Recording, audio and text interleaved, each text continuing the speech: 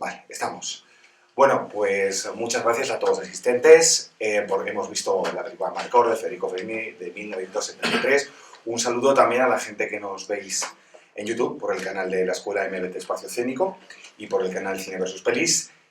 Tenemos la grandísima suerte, aparte de haber visto esta maravillosa película, de tener con dos tertulianos maravillosos, de tener a un habitual que es Javier San Román, periodista, director también, director de ficción y documentalista. Javi, buenas noches, gracias por estar con nosotros. Y la presencia, y tenemos el honor de tener a Goyo Jiménez, que aparte una de las cosas es que se ha venido a ver la película, lo cual es maravilloso, que Goyo, gracias también por acompañarnos. Sí, estupendo poder verla después de, yo creo que como casi 40 años, wow. O 30 y tantos años. Wow. Creo que la vi, además en un cineforum, que es donde se veían estas cosas. Entonces, era raro, ¿no? Sí, como esa redonda al acabar. Como esto. ¿No? Sí, como esto. Sí. Pues qué bien que recuperemos eso. Aquí está la película. Es una película del año 1973, pero lo curioso, como dato anecdótico, es que esta película va a los Oscars de 1974, nominada a Mejor Película, Mejor Director, pierde contra El Golpe, otra película fantástica de otro tipo, evidentemente, y también está, ese año estaba Grito y susurros de Bergman, vaya año para el cine, ¿no? Pero lo curioso es que es vuelta a nominar al año siguiente, pero la película habla no inglesa, en el 75, con El Padrino 2, el año del Padrino 2, y gana a película de habla no inglesa, ¿no? Ahora llamada película extranjera, pero en su día era llamada película de habla no inglesa, y estas normas que ahora era porque creo que la podían nominar si se estrenaba en Los Ángeles, creo que era un poco lío, pero desde luego vaya años, ¿no? O sea, la película va a los Oscars, se rueda el año que los Oscars premian al Padrino, porque la película es 72, premian el año que va al Golpe y cuando ganan el Oscar se van al Padrino parte 2. Curiosidad también, que es que el compositor de la película El Padrino, que es Nino Rota, también es el compositor de esta maravillosa banda sonora, que es imposible disociar esta película de la banda sonora, una de las mejores bandas sonoras de la historia, si pensamos en 5, 6 bandas sonoras, pero es que este señor hacía El Padrino o te hacía las bandas sonoras de las películas de Fellini, y especialmente esta. Montaje de Ruggero Mastroianni, efectivamente el hermano de Marcello, gran amigo también de Federico Fellini, que habían trabajado juntos en dos de las grandes obras maestras, en 8 y medio y La Dolce Vita, y la fotografía de Tonino Di Riccoli, que es otro de los grandes, que había rodado, por ejemplo, con Sergio Leone, ¿no? No tiene mucho que ver, pero es que el cine en Italia en aquella época era increíble. Teníamos a Leo Petri, teníamos a Pasolini, teníamos a Ettore Scola, teníamos a Sergio Leone, o sea, directores auténticamente increíbles. Yo antes de dejarles hablar a mis compañeros... Una precisión, y Tonino Guerra en el guión. Tonino Guerra en el guión, exactamente. Es el Azcona El Azcona italiano, efectivamente, sí, podríamos decirlo. Buen apunte, Goyo. Antes de dejarles hablar y hablar sobre lo que es Amarcord, que como habéis visto es una película que no tiene en sí un argumento, que son los recuerdos. Decíamos que Amarcord es un palíndromo de yo me recuerdo, ¿no? De yo me acuerdo, es la infancia claramente de Fellini, y cómo esos retazos de vida y de muerte, porque nos hemos reído mucho, pero es una película que muestra la felicidad y la tristeza y tiene ese punto de nostalgia que va de lo más zafio, del humor más zafio, escatológico en algún momento, a la parte más elevada y poética, ¿no? Y Goyo me decía hace un momento que a él le parecía que los directores cuando llegaban a cierta edad empezaban a contar casi su infancia, ¿no? Sí, bueno, estaba pensando en Spielberg recientemente y en general es una costumbre, supongo que también llega un momento en el que hay que hacer una especie de memorias de lo que ha sido también es el momento en el que te liberas y dejas de contar historias que creen que pueden interesar a los otros y seguramente ya a esas edades y con ese triunfo él querría contar las historias que le interesaban a él en ese momento. También es muy curioso cómo las cuenta porque efectivamente no sigue ni un hilo temporal ni un hilo de narración lógica, sino que va poniéndolo en retazos que al final es como funciona la memoria, ¿no? Son más de curso que discurso. Y eso es lo que hace que sea una película tan fascinante, que estás presenciando, estás en la cabeza, en la cabeza fantaseada, porque todos tendremos evidentemente a recordar y recordar de una forma más dulce. Ahora que está el panorama como está, todo el mundo recuerda, por ejemplo, ¿no? Cuando ahora les preguntan a los políticos que estaban haciendo tal o cual día, no recordarán no recuerdan nada. Sí, es la trampa de la memoria y yo creo que como yo, no sé, estáis todos hechos unos chavales, pero yo ya tengo una edad y hasta dos, me hace mucha gracia especialmente cómo la memoria nos da el olvido para dulcificar nuestra vida, pero nos da a los amigos para equilibrarlo, recordándote que no fue así y que fue bastante más humillante para ti de lo que recuerdas. Ah, claro, eso es la teoría siempre de que cada uno recuerda las cosas de una manera. Sí, sí, yo creo, además, de hecho, esto que te decía antes de empezar, que es Fellini de Rimini, y que se supone que sucede en este pueblo costero, ¿no? Pero realmente la película no está rodada en Rimini, está hecha en Roma, y la mayor parte de las cosas son decorados, que es lo curioso de esta peli. O sea, Sería más barato, realmente. sí, ¿No? y Sería tendría más barato. más control sobre el asunto. Y otra anécdota buena de esta película que me llama la atención es que quería que fuese tan cercano en este sentido a lo que él recordaba, que escogió a los actores por fotos, que no eran ni actores en muchos casos. A muchos de ellos se les dobla después, porque además está escrito, no es el italiano al uso, es un dialecto, y juega todo esto de forma que podríamos decir que es una película muy de autor, ¿no? Cuando acaba además es la época del cine de autor, los años 70 y 80, cine de autor, y es una peli tan de autor, tan suya, ¿no? Que efectivamente es más como una persona que maneja unos muñecos, realmente un titiritero que un director de actores, porque hay una naturalidad que es muy difícil de conseguir si trabajas con actores, en mi opinión. Bueno, totalmente. Y recogiendo ese guante que hablas con respecto a los actores, hay una cosa, y por eso es tan fascinante cuando tú también apuntas que cada uno recuerda cosas como le da la gana. Todo lo que tiene que ver con los jóvenes de la película es muy gracioso porque tú dices a niños de verdad y dices a señores vestidos de niños, ¿no? Que es la gracia. Y por ahí se cuela un tal Álvaro Vitali, ¿verdad? Que luego, si lo recordamos, es el actor de las películas de Jaimito, Pierino. Sí. Pierino en Italia, ¿no? Allí Pedrito, aquí Jaimito, ¿no? Sí, yo las veía de pequeño y la verdad que luego eran malísimas, pero yo me partía de risa. Me las prohibían en casa porque eran como muy soeces y me las prohibían en casa. Pero bueno, esto tiene que ver, y perdona que no sé si no monopolizo mucho. No, ahora vamos con Javi, no te preocupes. Yo estudié comedia del arte en Italia y tiene que ver con el concepto de la comedia italiano, aunque se parecen muchas cosas al español, difieren otras muchas bastante. Teniendo en cuenta además que la comedia teatral, tal y como la entendemos en Europa, viene de Italia, o sea, desde Italia se extiende y tiene que ver mucho con el aspaviento, hasta un gesto tan italiano como este gesto es de Pulcinella, que es un personaje de la comedia del arte. Pulcinella es del sur de Italia, el Dottore es de Bolonia, el Pantalone es de Venecia, representa una región y tienen constantemente los juegos de palabras y los juegos efectivamente escatológicos son muy de la comedia del arte y realmente lo que nosotros entendemos como chusco ellos lo entienden como lógico y normal, claro.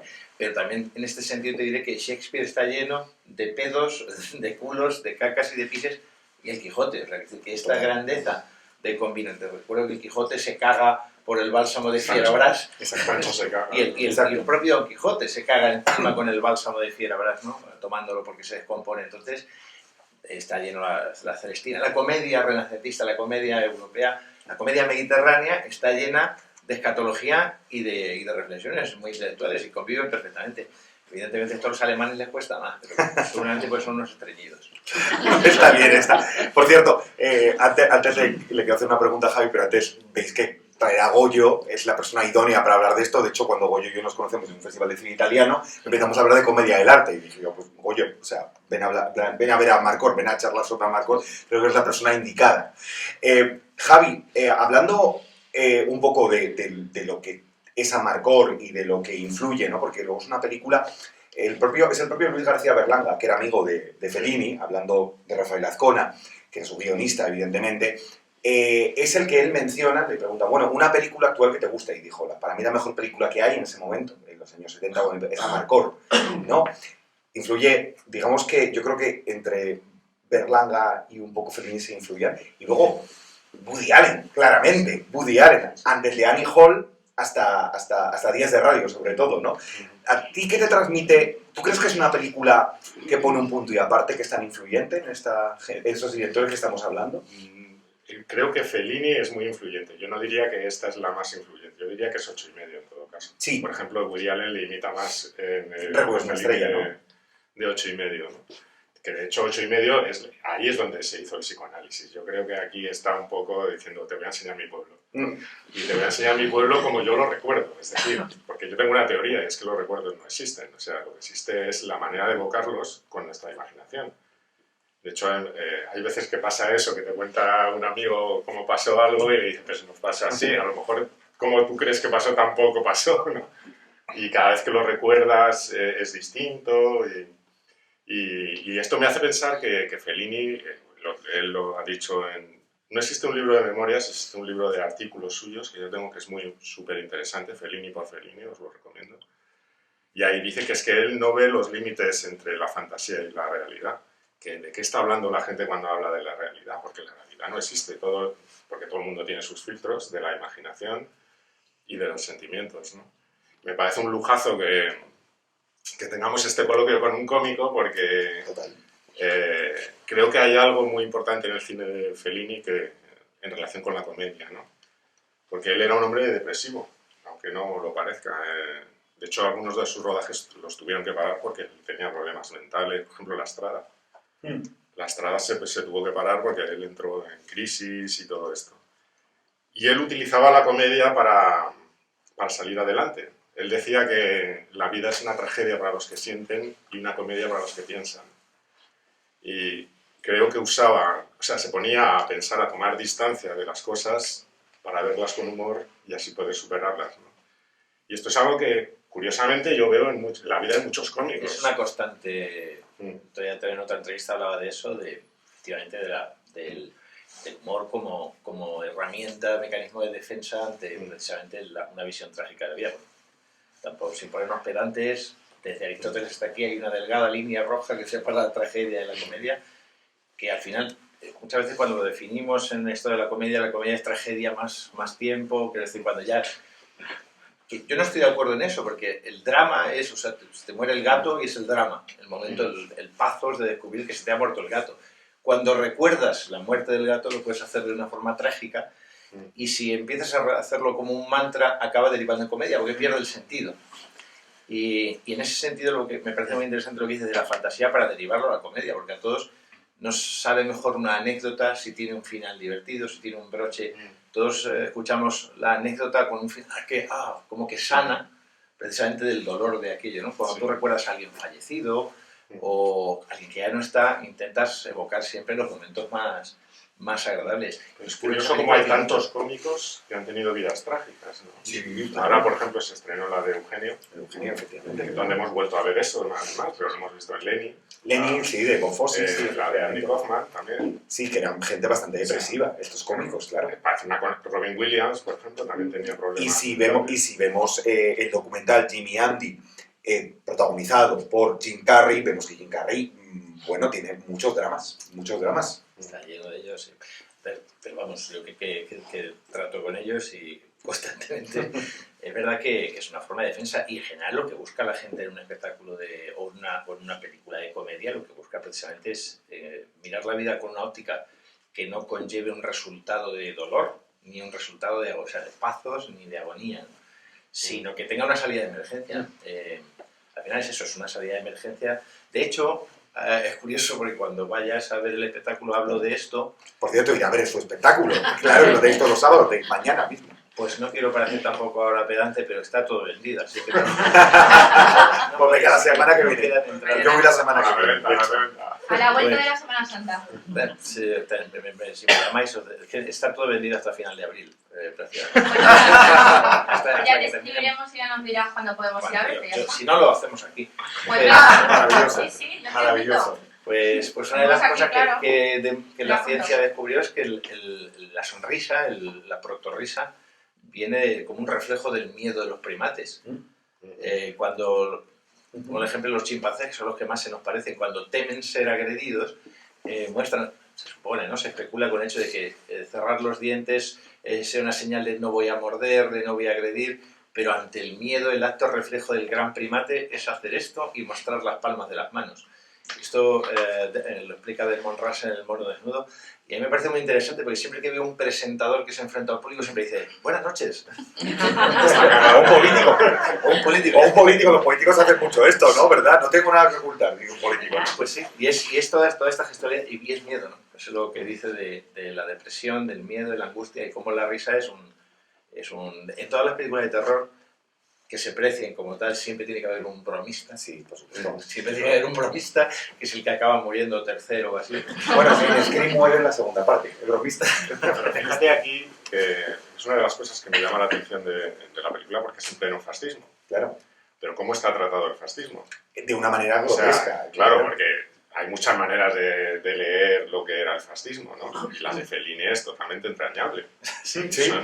Son fascistas que desfilan al trote, todo lo que fue el origen del fascismo, que es un movimiento poético el fascismo. Sí, claro. Pero lo retrata Fellini como algo entrañable. Y de hecho, si recordamos, ahora que dices eso, recordamos en la película al momento que hace hablar a esa cabeza gigante de Mussolini, y es el que casa en la fantasía del niño, que es Chicho, con Aldina, y les casa, ¿no? Y me parece maravilloso esa locura, ¿no? Como Pero hay o sea, no, Fellini decía que él no era político, que él no quería demostrar nada, que lo único que quería era mostrar, no demostrar. Pero yo sí que veo ahí una caricatura del fascismo, Y por ves- ejemplo, en los poetas, los bueno, sí, dandies claro. que están ahí dando las clases. El Ronald Colman este que llaman, ¿no? Los lechuguinos que están ahí recitando D'Annunzio y no sé qué. Yo ahí veo un poco de parodia, ¿no? Y no solo eso, yo diría que en el reflejo del personaje más, que luego es bastante grotesco, pero es el personaje más respetable de la película, es el padre de familia, ¿no? Él es el que se niega a aceptar el fascismo y el que lo sufre, ¿no? O sea, Sí. De hecho, yo coincido con Javier en el hecho de que efectivamente hay una crítica muy inteligente, pero también creo que tiene que ver con la edad y el conocimiento de Fellini, porque cuando tú estás haciendo humor y quieres hacer humor político, de primera siempre sale la sátira y el trazo grueso.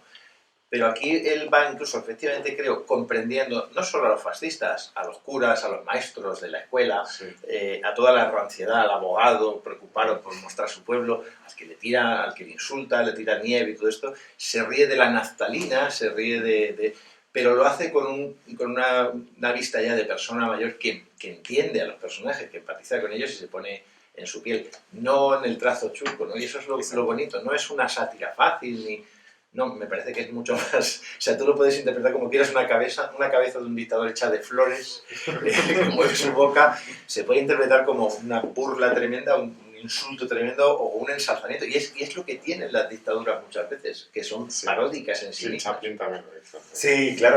Pero lo que estáis diciendo, y es una cosa que es del pozo que te queda la película, te queda un pozo nostálgico y bonito, porque trata con mucho cariño a todos sus personajes. Desde, claro, como al principio los padres piensan, están loquísimos, pero luego al final nos cuenta la muerte de la madre, le trata con un gran cariño a la madre, trata con un gran cariño a la Gradisca, la famosa Gradisca, trata con cariño a todos los personajes, hasta los profesores, al final, casi hasta nos caen bien. Vemos este maestro que va con el pelo pelirrojo y parece como tejido, ¿no?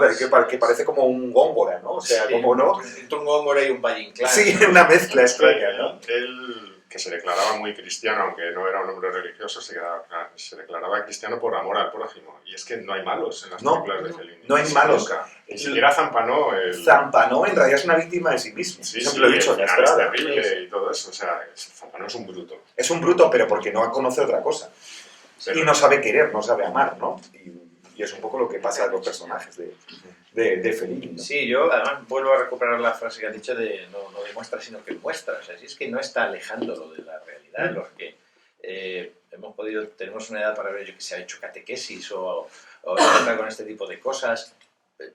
Es lo mejor y lo peor en el mismo envase, ¿no? Exacto, De sí. ese tipo de... Y esto es lo que estás viendo, que es, pues eso, que huele a naftalina, pero por otro lado es simpático. O sea, es decir, tú me hablas de la chica, ¿no? La guapa, esa obsesión además también por los culos de Fellini y los pechos de la turgencia, que por cierto también es de primate. O sea, es decir, en el momento en que nos volvemos bípedos, nuestra atracción por la turgencia pasa al pecho. realmente viene del trasero, y es una cosa muy curiosa de la que, o sea, esa obsesión de Fellini con esto. Pero la Gradisca es curioso porque está todo el rato soñando con aventuras, pero luego cuando se va del pueblo llora como una Magdalena porque se aleja de lo suyo, ¿no? Y creo que también está Fellini, que la hace un poco, digamos, para mí es la más protagonista de la película, realmente, ¿no?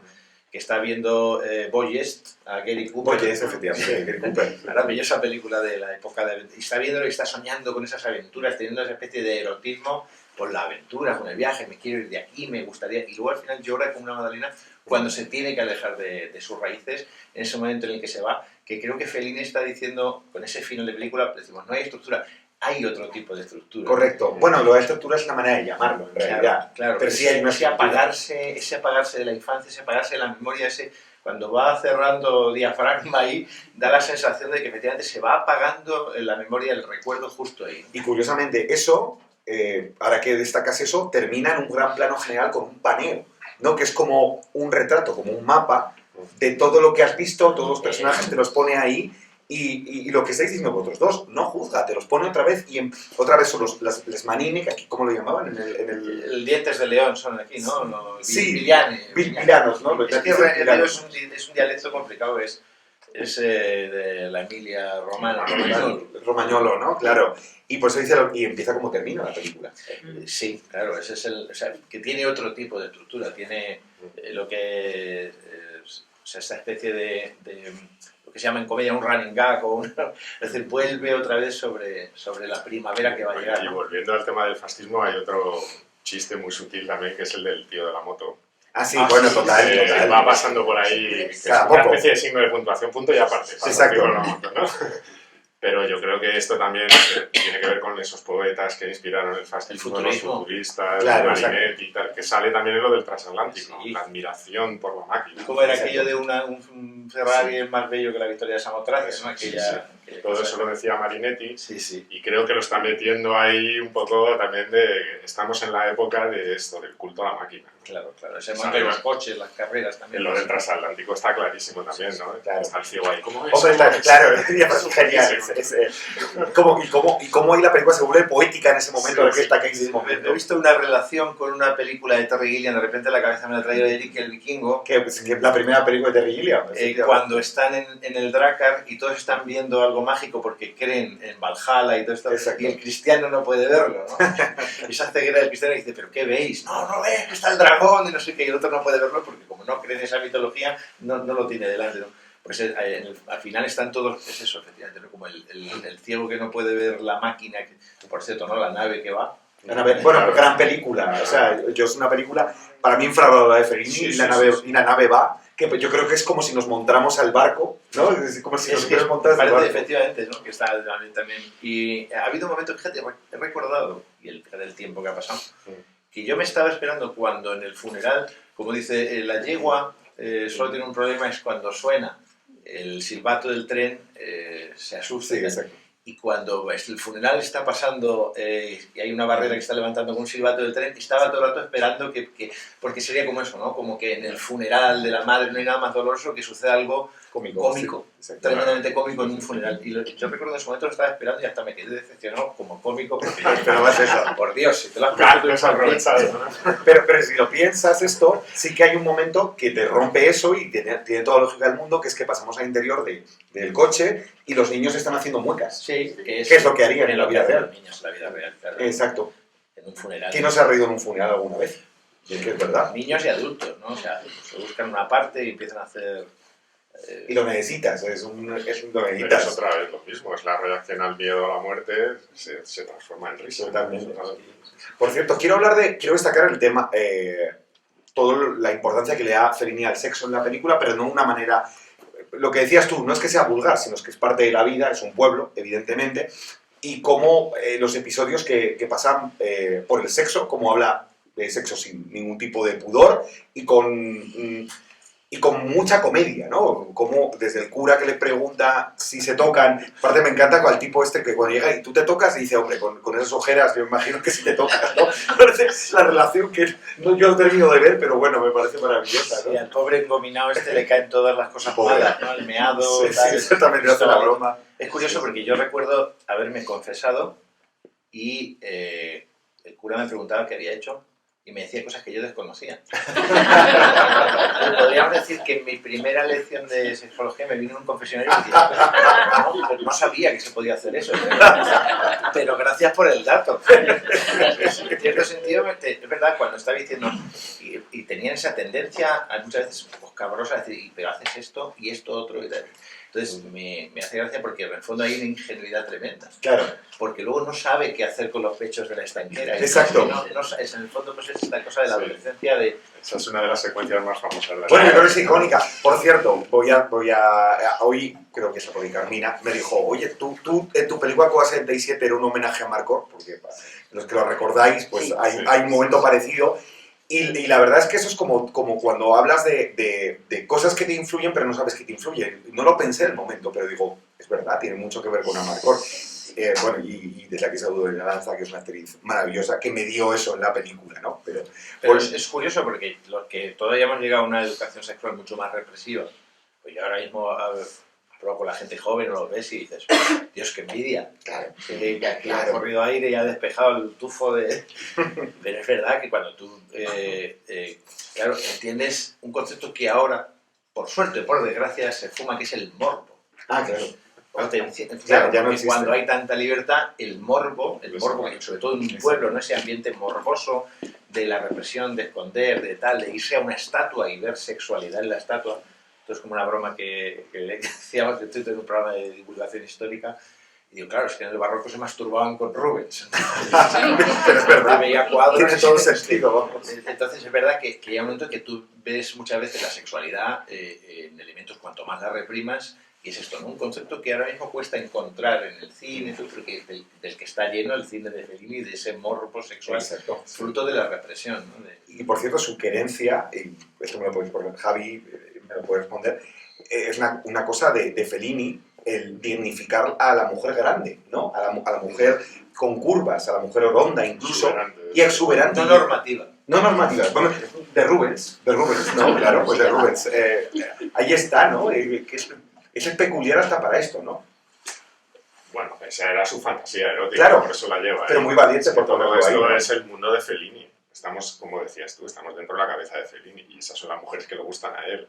Eso sí, recordáis a Mixers.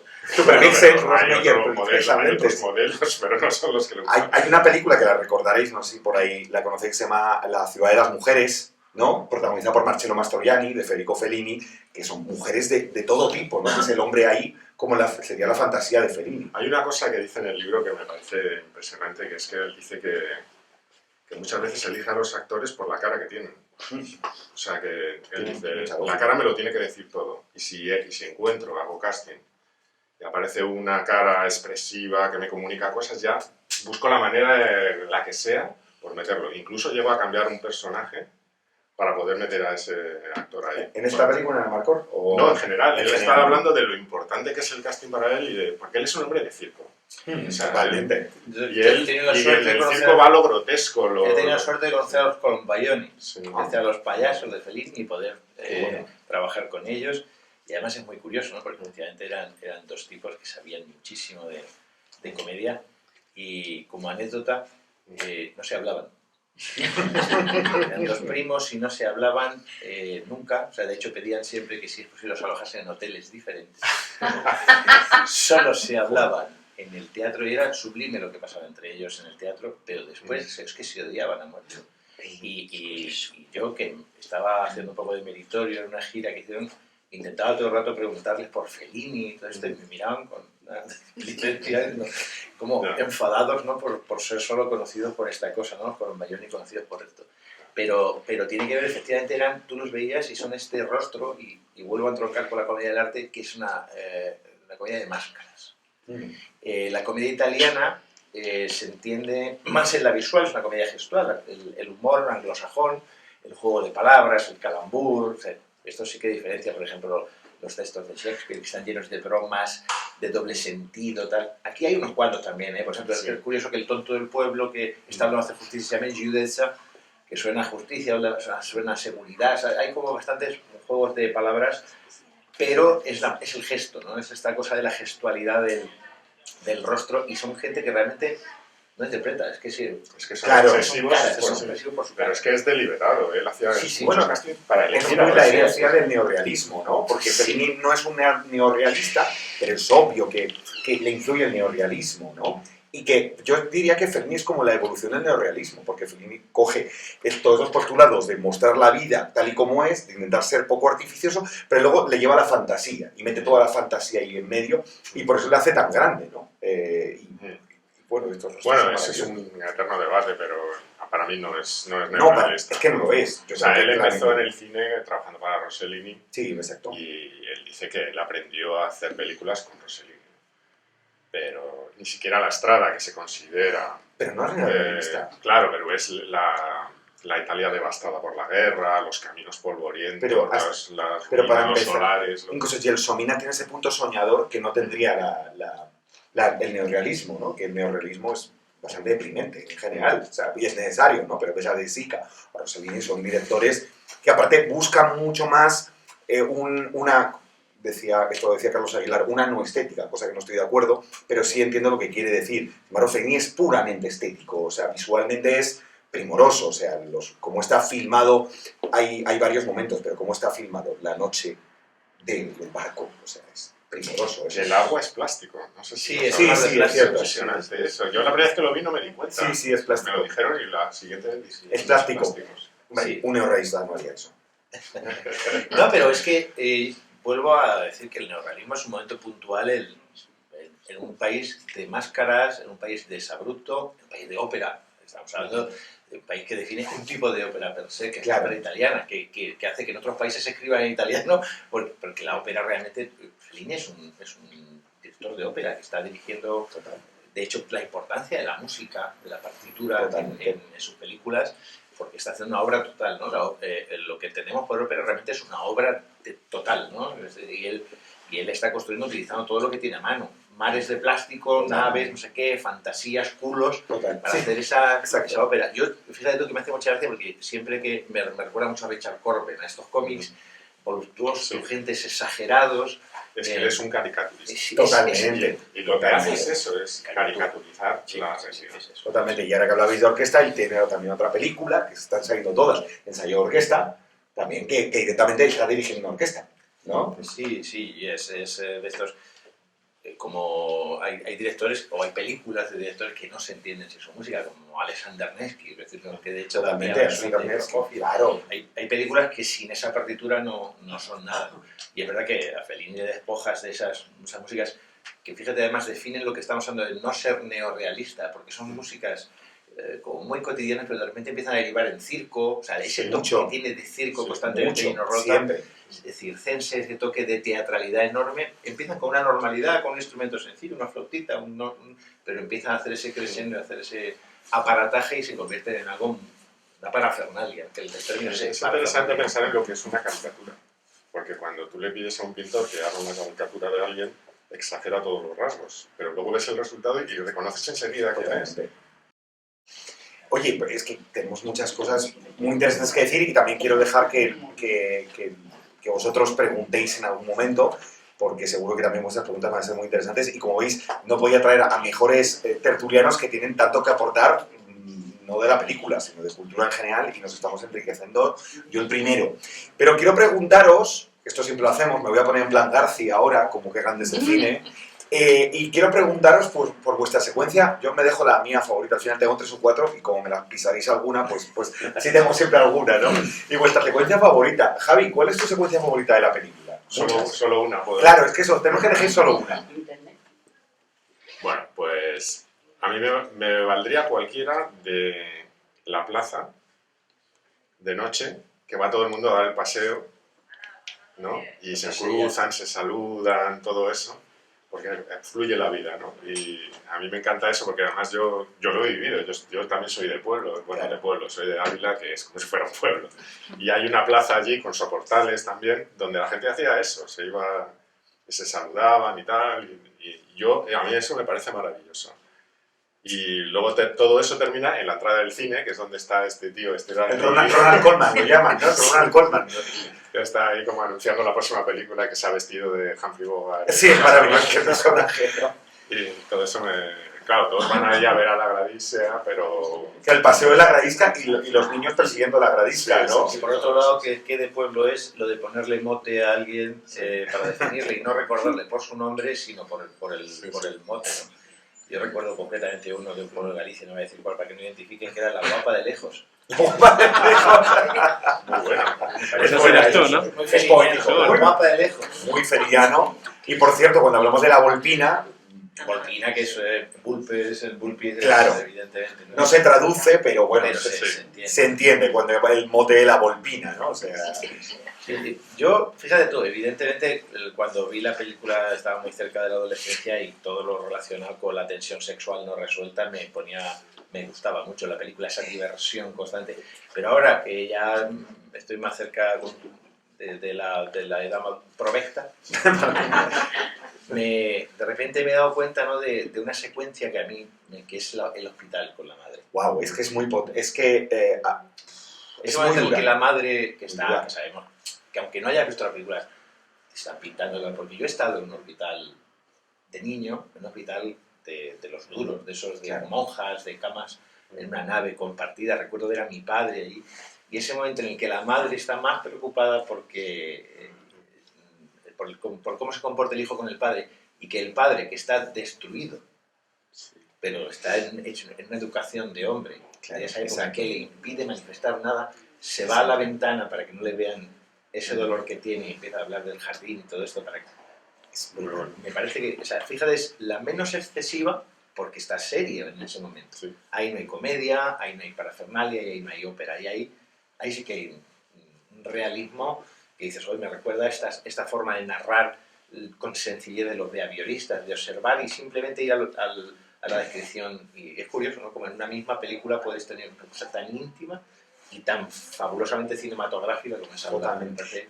Y por cierto, por apostillar lo que dice Goyo, a mí un momento me parece demoledor como en plano general que es subjetivo, porque él está en la ventana, tú estás diciendo que el padre va a la ventana, entonces vemos un plano subjetivo porque es él lo que ve y ve en un plano general que está en una esquina la madre diciendo pórtate bien con tu padre, llega bien, y que es esa ternura, después de todas las discusiones que hemos tenido, le está diciendo es que tu padre en realidad es una buena persona, que trae la comida, pórtate bien con él porque, oye, porque bastante aguanta, ¿no? Y me parece bonito que no se lo digan a la cara y lo utilicen al hijo, ¿no? Sí, sí, Para mostrar su amor, ¿no? Esto es muy de padres de antes, ¿no? Porque dile a tu madre que esta cosa, o dile a tu padre, no, tu padre ya sabe de utilizarte como Totalmente, sí.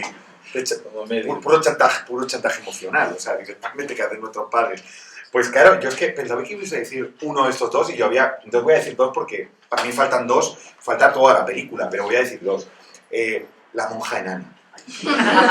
Por favor, la monja enana, y aparte que hay un grupo de música que se llama La Monja Enana en honor a Amarcord. O sea, que el tipo, que llega a ser cansino, que yo es que soy muy fan del humor por repetición.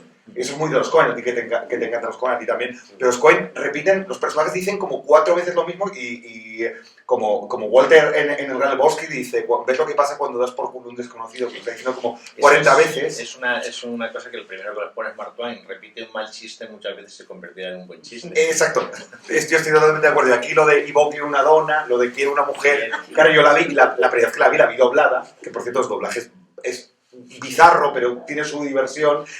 Y el de lo de quiere una mujer, esto. Y claro, le dice, al final de tal pesadez de escuchar al tío, terminas ya riéndote cada vez que lo dice, ¿no? Es otro de los momentos míticos de la película. Totalmente, y hasta que no aparece la monja enana que le baja, y aparte le tira las piedras, y hasta que no llega la monja enana le mete la bronca y se baja con una súper dócil, ¿no? Sin explicarnos por qué, que esto sí que es un McGuffin. Sin ver su cara. Sin ver su cara. Sin Esto ver sí que su es un cara. McGuffin Absolutamente. y no lo des porque Hitchcock, hay exactamente. toda una historia detrás que no nos cuenta. Exactamente. Se llama. Sí, sí. Sí, No nos cuenta. máquina, No cuenta totalmente. qué relación tener ese languilucho, encima ese tío tan enorme con una monja enana. Pero sí suena maravillosa. una producción de porno tejano. Perfectamente.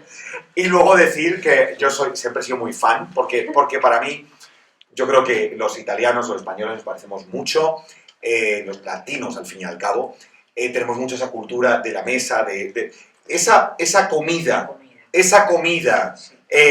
donde están todos los personajes y todo el drama. Yo he visto a mi madre diciendo que se va a matar. Yo lo he visto decir eso, lo hemos dicho a todo el mundo, y el padre dice, no, antes me voy a matar yo. Y se empieza, Tratando de desencajarse las pisadas.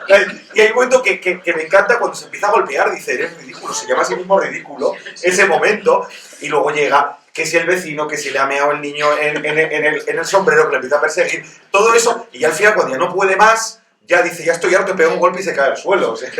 Y el padre dice, ¿pero qué haces? Te voy a contar una anécdota personal, porque claro, tú cuando ves estas cosas que dices, joder, es que qué exagerado. Yo recuerdo una vez que en la que mi padre tuvo uno de esos momentos, Sí, vale. le dio una patada, era la época de las mesas camillas. Y las mesas camillas, si los que las recordáis, sabéis que eran muy ligeras, porque eran un conglomerado muy básico, ¿no? Entonces mi padre le dio una patada a la mesa y no sé cómo, un plato de lentejas giró sin perder su contenido. Eso, habrá gente que estudia física, que te explica cómo la aplicación de los centrípetos se equilibra respecto al eje, y acabó en mi cabeza. Juro que es verídico, en este sentido mi memoria no me traiciona, pero lo mejor, acabó en mi cabeza chorreando y todos empezaron a deshuevarse y se acabó la bronca. O sea, fui un comentario voluntario ahí, pero claro, pasan estas cosas, y cuando pasan cosas tan tremendas, luego lo ves en una película y te dicen, no, pero es exageración. Digo, no, para nada. No, pues esto, efectivamente, toda esta tradición de familia discutiendo en mesas, desde esa escena hasta los Alcántara, Hasta los Alcántara, efectivamente, cuéntame. surgen de esta costumbre tan latina de tal y del padre dar golpes en la mesa y salvar a la persona. Y ojo, y a una cosa también tremenda, el abuelo pellizcando a la criada con un maravilloso gag. Y no soy la pila bautismal. No soy la pila bautismal. Y eso que parece tan natural, no es tan fácil rodarlo. No, para nada. Para nada. Y aparte, Berlanga y John Ford. Berlanga y John Ford, exactamente. Aparte, Berlanga es el exponente de lo como lo haría en El Verdugo, en Plácido, en películas así, ¿no? La escopeta nacional, ¿no? Sí, ese meter 20 personas o meter tanta gente en tan poco espacio y que todos estén sincronizados y tan natural. Y Les voy a decir una cosa técnica, y que no haya ni un solo salto de eje. Que es lo más difícil, que hace poco en Televisión Española estuve hablando de la teoría de dónde ponemos la cámara, que puse ejemplo a Coppola, cómo rueda la reunión de las 4 familias de Nueva York, las 5 familias de Nueva York, y no hay un solo salto de eje, pero es que, coño, cuidado, que podía haber mencionado a Fellini cómo rueda esta comida y cómo pasa los planos cortos y por cierto, el cuñado gorrón, encima fascista, o sea, que aparte sospechas que es el que le ha delatado. Sí. Y te lo deja claro como que él es el que le ha delatado, como muy feo, ¿no? Esto, ¿no? Sí, además tiene una relación muy extraña con la hermana, ¿eh? Exacto, Cuando como de adoración, es el único momento en el que se le ve sentir algo cuando muere la hermana. Exacto. Y bueno, yo quiero recordar que esto no está basado en la familia de Fellini, sino en la familia de un amigo de un amigo, sí. Sí, o sea, algo he leído, realmente, sí. o sea, él no está contando está contando la infancia que ve a su alrededor, ¿no? Es decir, no es él, entonces no, pero sí que por eso creo que se permite ese lujo de mezclar cosas, ¿no? Claro. Mezclar un poco a su madre con la de este otro y ese rollo raro, ese rollo, ¿sabes lo que dice? ¿Quién hace incesto hace cientos? Está bien Un esa. poco incestuoso, sí. Y yo creo que la película más autobiográfica de Fellini es Vitellone, la primera. Sí. Y el personaje de Moraldo, que si recordáis. 8,5 yo creo que cuando él es director, ¿no? O sea, es como una disección, ¿no? Es como mirarse, es eso, mirarse en el espejo, ¿no? Pero yo creo que la que retrata mejor su infancia, más que Amarcord, es adolescencia, es Vitellone, cuando el Moraldo al final toma el tren para ir a Roma, ¿no? Que es un poco lo que también te cuenta la película de Sorrentino, ¿no? La fue la mano de Dios, un poco también va por ahí, ¿no? Es curioso porque es la película del 73, ¿no? Exacto. Yo no tengo claro si ganó el Oscar en el 74 o 75. 2 años después, la Pero verdad. es curioso toda de repente esa especie de ola de realismo fantástico, por definir Exacto, un poco esto, sí. que va desde la literatura, además por todo el mundo, ¿no? Como los años 70 no sé si tienen que ver con esta cosa de los ácidos y Totalmente. Bueno, es que yo estaba a punto de decir otro momento, pero es muy poético, es el baile a ciegas. Maravilloso. Es increíble. Maravilloso. Maravilloso. Es exactamente. Una cosa además en la que hemos pasado muchos, de Sí. repente acabar una fiesta o lo que sea, pero es ese Sí, momento que está todo el mundo ensimismado. Sí, así. totalmente, es maravilloso. intentando reproducir lo que han visto, ¿no? En verano, esos bailes Sí. de esa especie de Latin lovers con las turistas. Precioso. Y ahí es donde la música, porque juega mucho con lo incidental y lo diegético, se acordáis al principio de la película, cuando le preguntan al barbero, que dicen, bueno, he estado ensayando un tema y coge su flauta y se pone a tocarlo, y es cuando la música pasa de diegética a incidental, ¿no? Sí, y luego se cuelan temas, porque hay un Stormy Weather. Está todo el tiempo sonando Stormy Weather de fondo, como que alguien la canta en italiano. Sí, una cosa rara, sí. Creo que también tiene que ver con que efectivamente los años 30 fueron los 30 y el final de la guerra, esta cosa americana, Claro. la presencia americana Exacto. en Italia que les cambió mucho. De hecho, el cine te pega este hostiazo en Italia también un poco porque los americanos llevaban máquinas y cosas que hacen. Se ve mucho en El Padrino, si os acordáis del Padrino, cuando están se están fascinados por los americanos cuando llegan, ¿no? Los militares. Bueno, pues recordemos la famosa música, que esta canción que se ha hecho muy famosa estos años, que viene de ahí el tuba falo americano, Claro, que es de esa época. porque está muy de moda hablar de béisbol y no sé qué, entre los italianos que no juegan al béisbol es su puñetera vida. Exacto. Y la música de jazz, pues realmente en ese momento hay una corriente, incluso en la Alemania nazi hay una corriente de swing, Exacto. de blues, de jazz, Hay una cosas muy película. mal. Sí. Rebeldes del Swing, Sí. exactamente, que lo dices, muy interesante. Sí, porque es música negra, entonces Claro, música y judía. judíos, claro. Encima, Era Django Reinhardt, ¿no? O sea, eran judíos y negros. Era lo peor para el régimen, ¿no? Y fíjate, curioso, estamos hablando de fascismo, pero por otro lado, sonando este tipo de músicas, también hay esa oposición, ¿no? Que el fascismo, en este sentido, tenía ese punto de dicta blanda. Sí, Solo en ese momento. solo en ese momento, luego ya llega la guerra y ya no. Que por cierto, creo que recuerda que además en muy graciosos los modelos, los rifles estos que sacan, una de las que eran los rifles con los que disparan, Sí. es un rifle que se llama el arma piadosa, que era tan malo el fusil fascista, que llamaban el arma piadosa o algo así, no recuerdo la expresión italiana, y resulta que Harvey Lee Oswald, Sí, Harvey Oswald, efectivamente. lo hizo con uno de estos. Pues qué precisión. Con lo cual no fue Con él. lo cual aumentan la sospecha porque dice, pero si es el peor rifle que podía haber cogido, y encima un marine, ¿no? Como era él. Eso no lo contaban en JFK, en Oliver Stone. Fíjate, eso no lo Quiero contaban. recordarlo, tampoco porque... Pues lo importante son las playas en las películas de Siempre. Fellini, ¿no? Es como un sale la playa. Y hay otro director que es Kitano, que no tiene nada que ver, Takeshi Kitano, que también es como el Fellini japonés, por decirlo de alguna manera, también saca la playa en todas las películas. Eso es que los que sois de Secano, pues tú eres... Pues yo soy de Oviedo, no, pero yo soy de Oviedo. O sea, quiero decir, la gente, es la importancia de cuando tú crías junto al mar, eso... Claro. es- Exacto. Yo soy de... Pero yo tengo el mar a 20 kilómetros. O sea, que no pasa nada.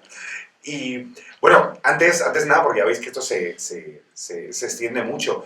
Yo quiero daros el turno, que preguntéis a Javi, sobre todo a Goyo, a mí me tenéis habitualmente, tanto a Goyo como a Javi, que le preguntéis lo que queráis de la película y, bueno, lo que vosotros queréis preguntarles. Venga, va, Nico. Yo tengo una pregunta. El señor este que aparece hablando a cámara y que rompe así un poco la cuarta pared, ¿es como la representación del propio director de Fellini? No creo. ¿Hablando o no? Yo creo que no. Yo creo que utiliza el romper la cuarta pared y también utiliza, no solo él, sino el otro que tú mencionabas, Goyo, Unos cuantos más, hay un momento en que rompen varios se están mirando, porque de repente Sí, parece que hay estás en otros. The Office, cuando están Sí, discutiendo exacto. en la casa y Sí, dice sí. que nos están mirando y sale, el padre dice, perdón, buenos días. Exacto. Hombre, yo Habla- creo que Fellini es habla a los el... espectadores. Fellini es el adolescente, ¿no? Sí. El que está enamorado de Es Fellini. Tita, él es Tita. Tita, sí. Él es Tita, el chico, porque es el que más sensible, es el chico más sensible y al final yo veo más.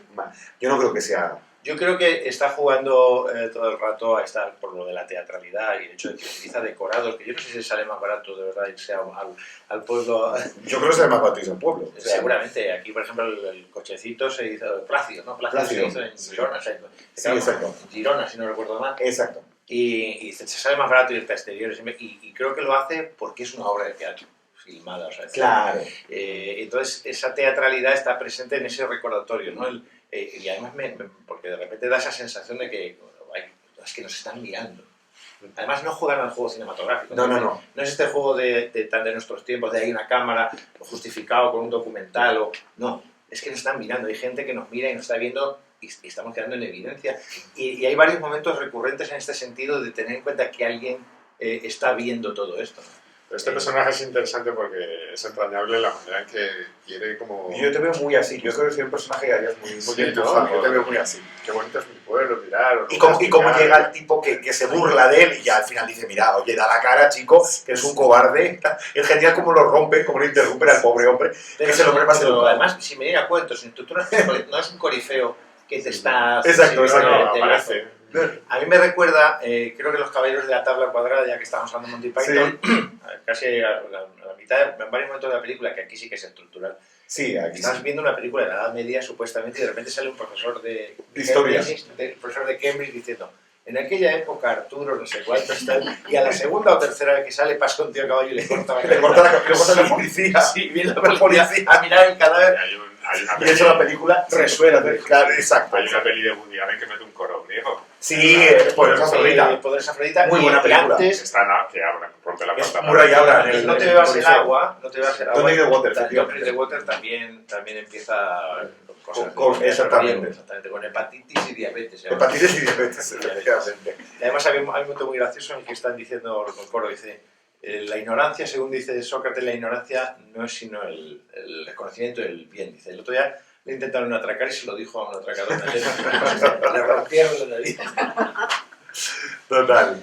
Más preguntas, más cosas que queráis comentarnos. Sobre todo a ellos, que no los tenemos todos los días. Qué tímidos estáis hoy, qué tímidas. Venga, alguien, ¿tengo que preguntar yo? Ahora tengo que obligaros yo, por ahí. No habéis hablado de la escena de los profesores. Ah, bueno, claro, que nos lo dice una profesora. Un repaso, sí, Es ese repaso. buenísimo. Son ¿Qué parece? buenísimas. Es muy... Luego Woody Allen lo coge para mejor esto, ¿no? Sí. Pero A ver, bueno, está claro que hay profesores, como el recuerdo de todos, profesores que le caen mejor y peor, que tiene asociados a, por ejemplo, luego la sexualidad de la profesora de matemáticas, que es una leona. De llama Leona, sí. Sí, sí. El momento de juego, yo creo que él debe tener un gran recuerdo o un momento muy bueno de la escuela, porque no es una escuela excesivamente represiva, no es una escuela donde se vea violencia, o sea, Sí, pero qué ridículas resultan las materias. Sí. Sí, los profesores, y cómo le imparten, ¿no? O sea, le está enseñando a pronunciar el griego. Pues sí, o explicando la ¿Qué me va a esencia, servir a mí esto en la o vida? explicando la esencia, como San Agustín, creo, que Sí, está exactamente. explicando estas tesis de, no sé si de Santo Tomás o San Es Agustín. que eso es muy Y hablando ridículo, del de- pero lo hemos Y el vivido. demiurgo, y cuando habla el demiurgo, el profesor este que se va de la clase y le tiene que decir que se va. Sí, porque el demiurgo además es un principio aristotélico del origen de las cosas. Exacto. Y es una de estas cosas que yo siempre le he pensado, ¿no? Cuando se estudiaba esas cosas, o la gente que estudia teología, que es una carrera, y dice, es que estudia teología, digo, pues yo tengo un amigo que le gustan mucho los Jedis. Claro, es decir, que son materias igual de constatables. Para mí desde luego. Para mí desde luego, Pero vamos. sí, resultan ridículos. Y es verdad que yo... Fíjate que hay una cosa que me gusta mucho en esta película, el concepto de que tú cuentas la infancia desde la infancia. Exacto. Desde la infancia. No, es no una es con- mentalidad infantil. No es condescendiente. Sí, no es un adulto que te cuenta una historia, sino parece que es... Se pone a la niño, altura. Efectivamente, y a mí me gusta hacerlo, ¿no? Cuando pues, los humoristas siempre acabamos hablando de nuestras madres, de nuestros padres, no sé qué, y me gusta hacerlo desde esa óptica de cuando era niño. Y una de las cosas que recuerdo es la cantidad de cosas que nos han enseñado que por culpa de los avances capitalistas, no sé, las fanegas, los celemines, estas cosas que nos enseñaban en la escuela, un tren sale Ah, ya, bueno, sí. a las 17:42, calcule, digo, yo pensaba, esta gente se mata. ¿Sí? Se va a matar, Luego, sí, se va a matar. ¿cuántas veces has usado el teorema de Pitágoras en tu vida? Ahí está, ¿no? O la ley de Coulomb, que pero nosotros te decíamos otra enseña a cosa, ¿no? pensar. O el efecto Doppler. Os El enseña. efecto Doppler. ¿Cuál es tu materia? ¿Qué materia impartes? Daba lengua. Bueno, esa es... Exacto. Era lo que Fíjate me que gustaba. premonitoria, porque Era la que nos se gustaba. decía antes a Dani, ahora que hay que programar inteligencia artificial, hay que hablar con una máquina. Y entonces hacen falta filósofos y lingüistas. Entonces son los nuevos ingenieros, ¿no? Con lo que se reían de los de letras, Se reían de nosotros, los de exactamente. ciencias, y ahora somos los nuevos Pero modernos. los de Exactamente. letras servimos para todo. Exacto, lo utilizamos. Eso es lo que decíamos. Yo siempre decía, cuando no tenía una buena nota matemática, yo decía, ¿de qué me va a servir en mi vida? Y mi padre me intentaba justificar, y yo, que no cuela. O sea, yo decía, vale, y al final Mi padre todavía hoy te lo sigue defendiendo y yo, ¿qué me ha servido hoy, papá? O sea, no me ha servido. A mí me ha servido para hacer bromas, para decir que sepáis que el 70% de esta clase va a suspender. ¿Y la otra mitad? Tú serías uno de los alumnos de Amarcor, claramente. Yo estaba con la cabeza en otro lado, me imagino que como los dos presentes estábamos... Sí, por supuesto. El del No nos vídeo. interesaba. No nos interesaba mucho, exactamente. Yo también he tenido profesores que te excusaban ante tu padre diciendo, a ver, las materias más lúdicas, más creativas se le dan mejor. Sí, eso también me decían a mí. A mí me decían, es que si se esforzara un poco más, ¿sabes? Decían, Sí, bueno, eso siempre se dice. sí, se dice a todos los niños. Todos los niños le dicen que si se esforzara... Positiva. Pero es curioso cómo funciona este ejercicio al final del costumbrismo, también ¿no? en el humor, que nos queda muy cercano porque hemos tenido una escuela muy parecida, una escuela en la que la religión estaba encima, Exacto. en la que, claro, uno lo compara, si tienes la opción de conocer la educación anglosajona, y difiere bastante de esto, ¿no? Claro. La disciplina inglesa es otra cosa, Es de otra hecho cosa. da pie incluso al sadomaso y estas fantasías así, pero es verdad que la religión no está presente, que la ciencia es mucho más importante, la presencia constante de cosas capitalistas, y es verdad que aquí lo que hay es cualquier cosa menos preocupación por la productividad, por ejemplo. Exacto. Mucho menos. Sí, Es mucho más abstracto todo. todos, Es mucho más abstracto, Sí, en realidad. sí, sí. Más preguntas que tengáis. Dori. Yo quería hablar un poco sobre los gags, ya que es algo muy recurrente en esta película, que se trata muy bien el humor, y creo que funciona muy bien porque nos hemos reído bastante, y la pregunta es, más que nada, ¿qué es lo que hace que un gag funcione? Sobre todo a Goyo, que es el cómico, ¿no? ¿Quién tiene que responder? Pero bueno, pregunta en general también. No, yo no creo que haya gags, creo que haya situaciones perfectamente divertidas. Un gag tiene algo de industrial, siempre, de fabricación. Entonces, es como la distinción que se le hace en el arte al producto y a la obra. O sea, el producto es algo que diseñas pensando en un público objetivo, en un comprador, mientras que la obra tú la sacas y la cuentas como es, y no estás estructurando. La comedia tiene muchísimo, de las tres disciplinas narrativas puras, tiene muchísimo de matemáticas, ya que estamos hablando, porque al final hay una serie, y sobre todo en las situaciones de slapstick, las situaciones físicas, hay un esperar un efecto que no sucede. Entonces, no creo que exista esa matemática aquí, porque a mí me parece todo muy fluido y tiene que ver con que él recuerda las cosas que fueron divertidas per se, y me quedo con lo para mí ha sido de las cosas más potentes que se han dicho, que es mostrar y no demostrar. Él está bastante divertida la realidad, lo del plato de lentejas que te cuento, para añadir, o sea, la realidad a veces es slapstick. O sea, Es que de hecho yo quiero pensar que muchos de los gags surgieron en el rodaje. seguramente. Sí, O sea, no estaban totalmente. preparados. Seguramente. Porque él decía que odiaba a pensar en hacer una película con todo ya por adelantado, ya pensado, y tener que decirle a los actores lo que tienen que hacer en cada momento. Bueno, es que Él soltaba, y por eso es lo del circo. Él dice, me gusta el circo porque puede pasar cualquier cosa. para apostillar una de O sea, las el frases... equilibrista se puede caer en el circo y es parte de la emoción del circo. Eso es. Pero eso es lo que está diciendo Javi ahora mismo, apostillar que una de las frases que siempre se dicen sobre Fellini es que él se crecía en el caos. Con lo cual tiene todo el sentido lo que estáis diciendo, que se organizarán muchas en el momento. Seguramente Claro, o sea, a lo mejor vamos a improvisar esto. Eso de que se tira para atrás arrastrando el mantel, Eso a tiene lo mejor pinta. eso sale bien. Eso tiene pinta. Mira, yo de pequeño fui al circo a ver unos payasos y hacían una adivinanza y decían, lana sube, lana baja. Y todo el mundo decía, los niños estaban, lana baja, y decían, no, un cordero en un ascensor. Al día siguiente tenían que ir mi hermano y mi hermana, mis otros dos hermanos. Pero mi hermano dijo, yo no quiero, y dije, pues vuelvo al circo. Y volví y ya me sabía la adivinanza. Y entonces cuando uno de los payasos, un cara blanca, grita, lana sube, lana baja, yo grito, se me oyó en todo el circo. ¡Un cordero en el ascensor! Y fue, o sea, fue muy gracioso, triste. O sea, porque de repente dices, Me jodiste el o sea, yo chiste. todo el mundo dice, pero niño de mierda. Eso es Fellini. Cuando pasa un accidente así, tienes que reaccionar a eso. Luego la vida me lo ha devuelto, hipotecaria, me lo ha devuelto el karma muchas veces, ¿no? Cuando de repente te sucede una situación que dices, ¿y ahora qué hago yo? Sí, y en estos casos además lo mejor es dejar fluir, porque nada supera al accidente. Nada en comedia supera el fallo reconocible. Yo estoy totalmente de acuerdo. Nada supera el ridículo verdadero, nada preparado.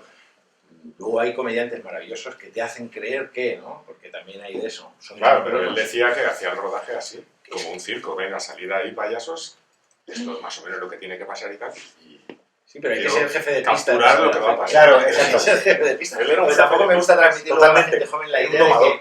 la idea de que no hay que planificar y no. La comedia del arte se llama comedia al improviso y realmente es todo improvisado.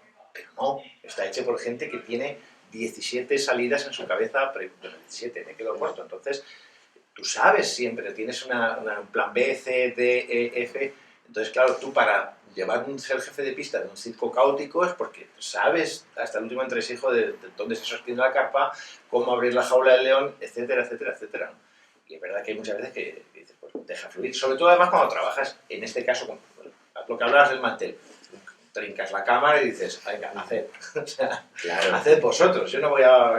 Pero hay algo estratégico en Fellini y de la parte, y Tonino Licori como director de fotografía, que saben perfectamente dónde poner el plano para contarte eso y luego puede existir el caos. Pues puede que no lo existir esa parte. sabemos realmente. No lo sabemos. No lo sabemos. Pero esa es la duda que pasa al final con mucho... O sea, hay una broma muy buena de Benny Hill, de los sketches que rescato de Benny Un Hill, grande. que le están haciendo, está haciendo como de director francés, esta burla precisamente del Nouvelle Vogue y tal, con una boina y un bigotito así. Y entonces le preguntan, maravillosa la escena del perro, ¿qué simboliza el perro? La angustia y tal. Y dice, no, puto perro se nos cruzó. Ya luego era muy tarde y no teníamos más luz y no podíamos repetir. Todo esto con un acento francés ridículo. Y en el momento en el que salta el blanco y negro, ¿qué dice? No, que nos quedamos siempre igual de color, muy cara. Y son todos siempre cosas que son accidentes. Sí. Y en el fondo tiene que ver muchas veces con Sí, eso, que claro. engrandecemos las patas de pollo estas de Saura que estaban siempre en las neveras. Sí, Y él le pregunta y dice, pero eso pasa. Ya no lo sabía. Pero lo triste ahora es que ya quedan muy pocos directores que puedan rodar con esa libertad. Exacto, Hostia, muy poco. bueno, Porque ahora los productores, los estudios y todo, y las plataformas están obsesionados con tenerlo todo controlado. Entonces ya no le dan la libertad a un director para hacer eso. Y Ahora- ya no vamos a tener este tipo de cosas. Es Ahora muy complicado. hay una anécdota de Selnick, creo que es Selnick el productor que productor, lleva sí. Hitchcock, Sí, exactamente, en que Rebeca. es en Rebeca, y que hay una anécdota que lo tuvo que echar, que le dijo, seguiremos cuando el señor Selnick se vaya del... Y mandó a su mujer A espiarle, sí. a espiarle y dijo, eres muy tonto y está haciendo un peliculón. Y la Sí, película fue un es muy éxito. famosa esta anécdota, sí. Pues, pero tiene que ver porque, claro, ahí se inaugura una forma de entender el cine que es el cine de director. Es el autor. Pero que no había existido antes. Antes era el productor. Fíjate qué gracioso, porque si vais al María Guerrero y veis las oficinas, en el teatro al que escribía la obra no se le llamaba autor, se le llamaba poeta en el barroco. El autor era el dueño de los derechos. Claro. Podía hacer con esa obra lo que quisiera. Y en el cine, hasta Hitchcock, y los años Orson 60, Welles, 70, sí. Orson Welles, el que decide es el productor. El Sí, Exacto. pero productor. se está acabando. Claro. Sí, claro, el apogeo es en los 70. Modestamente, cuando yo trabajo para escribir guiones, es que lo miden todo. Lo miden todo. Y No, esto, no. yo no puedo contar puede mucho ser. aquí, pero vamos. Robert Altman, el juego de Hollywood, cuando Player, está sí. proponiendo Sí, eso. prescindir de los guionistas, aquí está lleno de guiones. La Es que te prensa. dan ganas de decir que te lo haga ChatGPT. Exactamente. Sí. Exactamente. Ese es el camino que hay que Esos hacer. son otros debates que podemos tener en otros momentos. Bueno, adiós. Bueno, vamos terminando. ¿Alguien tiene alguna duda, alguna cosa más que comentarnos? Si no, luego. No, nos ha gustado mucho. Dori. Yo destacar que pese a que es una película con la que pasas un muy buen rato, eso, hay mucho humor, sí que es verdad que hay muchos planos muy buenos, de muy buena técnica, muy bien iluminados, que no sé, que es como que te plantea que realmente no solamente te quiere mostrar eso, que la película es como un recuerdo, ¿no? Que él lo ve pues bien, ¿cómo decirlo? Como que lo pasa súper guay, un recuerdo bonito, sino que también es más allá el director que, bueno, no sé por qué nadie me corta o algo. Sí, Estoy sí, intentando sí, como, como seguir, pero... Se hace plano muy bonito. No, eso, que Pero que claro, realmente es hay una esteta, planazos Fellini, que tú... es una esteta. Sin duda, es un tipo súper estético. No tienes que ver más ya sus primeras películas, pero sobre todo hay una película que es un cuadro absoluto, que es la Dolce Vita, que es una película que es un cuadro plano por plano, que hay una película actual, y el director que hemos mencionado antes, Sorrentino, que es La Grande Derecha, que La Grande Derecha es como una apuesta totalmente a Fellini, Sí. ¿no? Y a esa parte, y es quizás la película más estética, pero hasta aquí, intentando ser sencillo, Fellini es muy estético. Es que se puede ser divertido y se puede ser poéticamente divertido. Exacto. Y quiero decir que es que esta es la grandeza. ¿Dónde acaba la comedia y dónde empieza la tragedia? O sea, sin esos planos no entras en esa clave de sin esas plazas, sin ese cine, sin esos personajes, pero es que sin esa fotografía, sin ese paneo final, sin esas luces, sin ese cierre, no entras en la poesía que te está contando porque que se apaga, es esta cosa de que es como cuando ahora que viene la época empieza la primavera, ¿no? Ese momento que empieza con la llegada de la primavera, que es la promesa del verano. Pues la primavera es la promesa del verano. Exacto. Y después se apaga y la nieve se va pasando por todos los estados. Y esto es curioso, ¿no? Porque musicalmente es como 4 actos, como las 4 estaciones. Totalmente, del como Vivaldi. Vivaldi, totalmente. La importancia del clima, ¿no? La nieve, estamos hablando de la primavera, el mar, de los elementos, porque es una poesía visual, está hecho a base de estaciones, cosa que por otro lado es muy italiano también, en todos los sentidos, en música, en literatura. Entonces, es que estamos hablando, por eso cuando decimos, no, es que, claro, es que se puede improvisar cuando tienes esa capacidad para haber puesto debajo una tarta de galleta que te sujeta lo que te salga de los huevos, con perdón. Cuando has hecho esa maravilla, cuando has preparado todo eso, ahora ya jugado encima, ¿no? Claro. Eso es. Totalmente. Pues sí. Sí, yo me quedo un poco, soy ignorante, de ese tema, la niebla. Esa escena de la niebla, no he entendido muy bien por qué lo pone. A ver, yo voy a dar mi interpretación, luego la darán mis compañeros también. Yo creo que tiene que ver con un poco... tiene esa parte poética, porque la película siempre te lleva desde lo zafio, lo poético, que luego yo os explicaba que es parte de lo mismo para ellos, ¿no? Pero es muy existencialista, es tremendamente existencialista, por eso el abuelo que está ahí en medio piensa que está muerto, y de hecho llega el carruaje que parece que es la parca que le va a llevar, ¿no? Parece el séptimo sexo, parece Fredas Salvajes, ¿no? Parece que llega la parca que le va a llevar, y de repente te pega una torta y dice, pero abuelo, que estamos aquí delante de su casa, ¿no? Y luego el niño cuando se encuentra con la vaca, ¿no? Que es casi un elemento de terror, pero como muy nórdico, de repente, ¿no? Con esos cuernos, ¿no? El diablo, pues el niño se asusta, ¿no? La escena que hace para que no le vea y sale corriendo. Y yo creo que eso sí que le ha debido pasar a él. Sí, tiene pinta. Eso sí que tiene pinta de que simplemente está en esa cosa que decimos de la carencia de un hilo narrativo que justifique, porque tampoco podemos decir no está justificado esto, como no está justificado en la narración general la foto que pasa, sino que forma parte de un elemento de algo que recuerdas, que asocias, muchísimos más, el hecho de, yo creo que es la cosa que de repente te pasa y te acompaña. Queda ahí. Sí, que a todos tenemos una de estas de, pues me caí una vez en no sé qué. Exacto. Y tienes el olor que te acompaña o tienes una imagen que te acompaña. Exacto. Muy prustiano. Claro, es que esto es cine. Es que cuando también hay niebla en el baile con los ojos cerrados. Sí. Bueno, es la misma niebla, es como el rocío. Bueno, en realidad es la misma secuencia, o sea, es una continuación de la secuencia, ¿no? Sí. Yo creo que también lo mismo está evocando precisamente la dificultad del recuerdo, ¿no? De la neblina de la memoria, porque se mezclan las cosas de esa manera y entonces, por eso creo que ese momento en el que está recordando la adolescencia, la infancia, todo mezclado ahí, es el más personal, y a lo mejor él no lo recuerda. Lo mismo la niebla, y aquí ya estoy fantaseando, es una excusa para no ver él en muchas cosas, ¿no? Porque la gente se queda ciega voluntariamente porque no quiere ver. Exacto. Exacto. Sí, por eso se dice mística. Mística, sí, exactamente. En inglés se dice Mystic. Sí, mist, de ahí mist. El Mystic River. De Greenwood, exactamente. Totalmente el río místico, ¿no? De la niebla. Pues... Bueno, pues muchísimas gracias por haber venido, por haber asistido a este coloquio. Muchas gracias, Goyo. Encantado.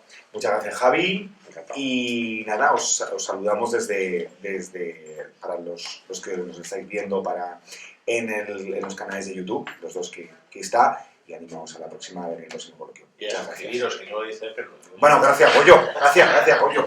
Menos mal que se acuerda. Gracias.